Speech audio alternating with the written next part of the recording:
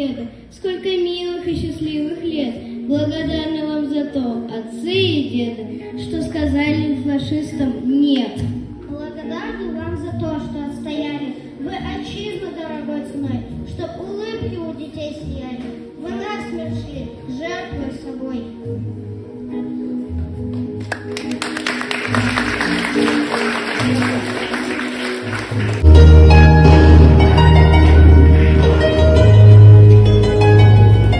Во имя всех тех,